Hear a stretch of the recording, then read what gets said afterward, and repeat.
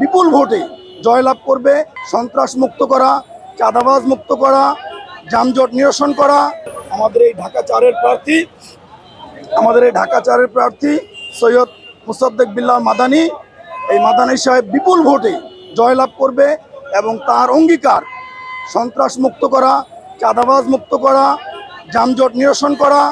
আমরা এই ঢাকা চারের, আমার জন্মস্থানে ঢাকা চারে আমরা দেখেছি এই জলবদ্ধতা একটি জাতির অভিশাপ। এই জলবদ্ধতার কারণে এই আপনার এই যে মিষ্টির দোকান থেকে শুরু করে অত্র এলাকায় মানুষ চলাচল করতে পারে না। মানুষের বাড়ি ঘর সব পানির নিচে থাকে। এই জলবদ্ধতা নিয়ে তিনি কাজ করবেন, সন্ত্রাস নিয়ে তিনি কাজ করবেন এবং এই যে মাদকের চোরাচালানি, মাদক ব্যবসায়ী, এই মাদক নির্মূলে তিনি কাজ করবেন। পরিশেষে তিনি অঙ্গীকারবদ্ধ করেছেন আমাদেরকে যে ঢাকা চারকে যানজট মুক্ত করবেন তিনি। সুতরাং আমরা চাচ্ছি এই 4 আসন সহ সারা বাংলাদেশে ইসলামের পক্ষে একটি বাক্স থাকবে এবং ইসলামী দল জয়লাভ করবে এই প্রত্যাশা এই সারা বাংলাদেশের মানুষের। আপনি চারোদিকে শুনতেছেন জামাতে ইসলাম, ইসলামী আন্দোলন বাংলাদেশ সহ আরও 8টি ইসলামী দল তারা রাজনৈতিক ব্যাপারে একটা ঐক্যের চিন্তা ভাবনা করেছেন এবং সিদ্ধান্ত ঘোষণা হয়েছে। তো সুতরাং আমরা আশা করি আগামী দিন ইসলামের দিন এবং ইসলামের পতাকা তলে আমরা সবাই ঐক্যবদ্ধ হব ইনশাআল্লাহ। ধন্যবাদ। বিএনপিকে উদ্দেশ্য করে কিছু বলতে চান?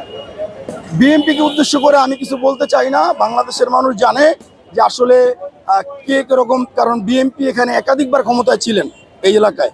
তো সুতরাং বিএনপি নিয়ে আমার কিছু বলার নাই। আমাদের যারা জাতীয় নেতৃবৃন্দ ছিলেন, আপনারা এতক্ষণ সমাবেশে জাতীয় পার্টিও ক্ষমতায় ছিলেন, নৌকাও ক্ষমতা ছিলেন, বিএনপিও ছিলেন। তো সুতরাং আমরা সবাইকে দেখেছি। আমি কোনো দলকে নাম উদ্দেশ্য কিছু বলতে চাই না। সুতরাং এটাই আমরা চাই, আমি এই দেশের একজন নাগরিক হিসাবে চাই যে আমরা সন্ত্রাসী দল যারা, সেটা আওয়ামী লীগ বুঝি না, বিএনপিও বুঝি না, জাতীয় পার্টি বুঝি না, সন্ত্রাস মুক্ত, চাঁদাবাজ মুক্ত, এই মাদক মুক্ত আমরা একটা বাংলাদেশ চাই। তো সুতরাং আমাদের আগামীর চিন্তা ভাবনা সন্ত্রাস মুক্ত চিন্তা ভাবনা।